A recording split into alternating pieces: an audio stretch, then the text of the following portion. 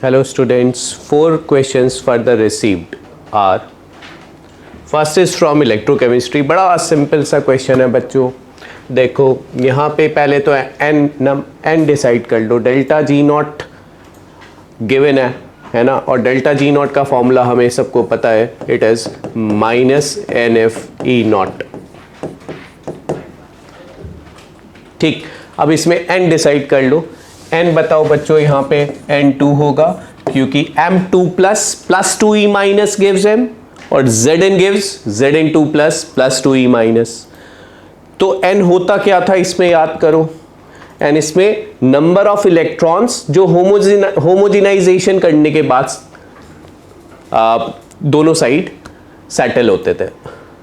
ठीक है, तो वो n है, तो n यहां पे हो गया आपका 2।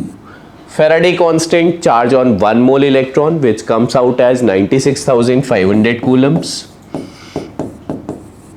and E naught cell has been asked, पूछा गया है, और डेल्टा जी नॉट सेल आपको दिया है बट किलो जूल में है बच्चों। तो 386 इंटू 10⁻³ जूल्स में हमें रखना होगा ये वैल्यू। ठीक है, और मोस्ट प्रोबेबली क्योंकि आंसर पॉजिटिव में है तो ये डेल्टा जी नॉट -386 रहा होगा। ठीक है, तो ये तो मेमोरी बेस्ड है, तो जैसा भी थोड़ा बहुत बच्चे ने बताया तो वहाँ -386 रहा होगा, जिससे कि नेगेटिव चार्ज कैंसिल हो जाए। ठीक है, अब ई नॉट सेल आप इसको सॉल्व कर सकते हो, which comes out as 2 volts। Clear है? Find okay, this is of F block gadolinium GD। मैं बोलता था कि 4F सीरीज जो 58 to 71 तक जाती है, 58 to 71 तक जाती है। ठीक है, किससे स्टार्ट होती है? सीरियम से, और लुटीशियम तक जाती है, और इनका जो जनरल इलेक्ट्रॉनिक कॉन्फ़िगरेशन होता है वो n-2f 1 to 14 n-1d 0 to 1 ns2 होता है जनरल इलेक्ट्रॉनिक कॉन्फ़िगरेशन। ठीक है, अब इसमें मैंने एक बात मैं क्लास में हमेशा बताता हूँ, वो क्या? वो ये कि भैया n-1d 0 to 1 में सिर्फ तीन जगह d1 होता है पूरे 4F सीरीज में, सिर्फ 3 जगह। अब ये बताओ, जेनॉन तो अपना 54 हो गया, 54। ठीक है, उसके बाद 4F से ये सीरीज भरना शुरू हुई, और ये 5। अभी हमें कुछ नहीं पता बच्चों, मैंने इलेक्ट्रॉन अभी भरे ही नहीं, लेकिन मैं ये श्योरली कह सकता हूं कि यहां पे 2 इलेक्ट्रॉन है, श्योर है। जेनॉन 54 कितने हो गए आपके? 54 और 2 56 हो चुके हैं बच्चों।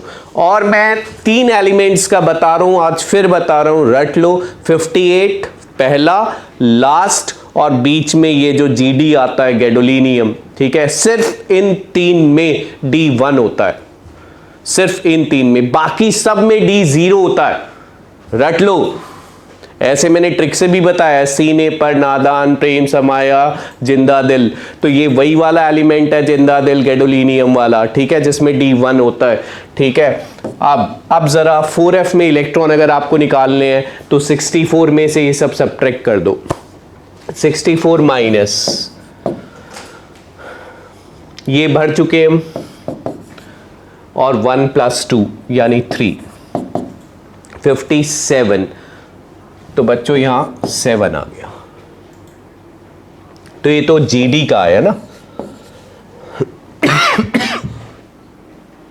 GD3+ का क्या होगा बच्चों? GD3+ का, GD3+ में 2 इलेक्ट्रॉन यहां से गए, अपन निकाल देंगे बाहर की शेल से, फिर पेनल्टीमेट शेल से निकाल देंगे 1 इलेक्ट्रॉन। तो GD3+ का जो इलेक्ट्रॉनिक कॉन्फ़िगरेशन है वो है जेनॉन 4F7, और अगर उससे उसमें पूछे कि नंबर ऑफ अनपेयर्ड इलेक्ट्रॉन, तो ये देखो आप 1 2 3 4 5 6 7, तो सारे के सारे अनपेयर्ड इलेक्ट्रॉन है। और उसने पूछा मैग्नेटिक मोमेंट, स्पिन ऑनली ही पूछा होगा।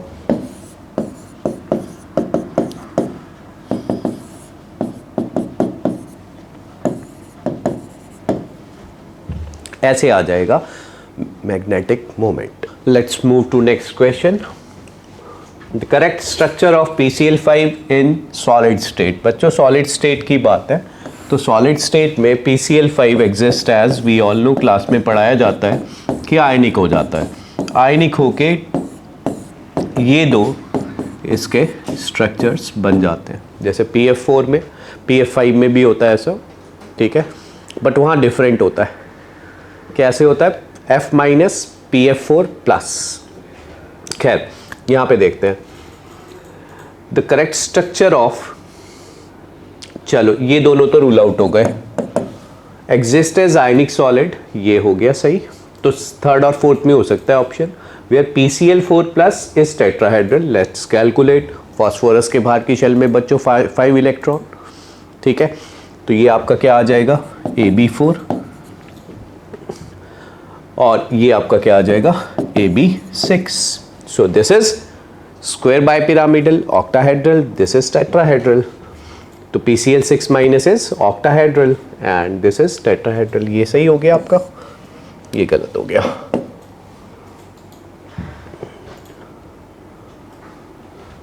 The correct order of acidity of alpha hydrogens of the following compounds. चलो अल्फा हाइड्रोजन्स की बात कर रहे हैं, तो खैर यहां वाला ऐसे लिख लेते हैं, ये हाइड्रोजन, ये वाला हाइड्रोजन, ये वाला हाइड्रोजन, और तो ये बताओ अगर इन सब में हाइड्रोजन निकलने के बाद जो कॉन्जुगेट बेस बनेगा, जिसे हम कार्बन आयन भी बोलते हैं, वो अगर स्टेबलाइज हो जाएगा, -M -I से वो स्टेबलाइज होता है, तो बताओ कॉन्जुगेट बेस की स्टेबिलिटी बढ़ेगी। स्टेबिलिटी बढ़ने से एसिडिक स्ट्रेंथ उसके कॉन्जुगेट की बढ़ेगी। तो ये बताओ यहां पे कौन सा ऐसा है जिसमें दो -M लग रहे हैं। सी में कार्बन आयन बनाने के बाद इन दोनों का -M लगेगा, डीलोकलाइजेशन होगा दोनों के साथ। उसके बाद तो -M एक का, -M एक का, उसके बाद एक एक का -M है, तो उसमें तो ऑर्डर डिसाइड करेगा ना। ऑर्डर अगर तुम्हें -M की सीरीज का ऑर्डर याद है तो वो आंसर आते जाएंगे। जो ज्यादा -M लगाएगा वो कार्बन आयन या कॉन्जुगेट बेस को ज्यादा स्टेबल करेगा, यानी उसका हाइड्रोजन ज्यादा एसिडिक होगा। तो -M के ऑर्डर के अकॉर्डिंग अपना आंसर क्या आएगा? कीटोन का -M ज्यादा, ठीक है, और उसके बाद एस्टर और उसके बाद अमाइड का -M, तो उसके अकॉर्डिंग अपना आंसर CABD आ गया। क्लियर है? इजी है।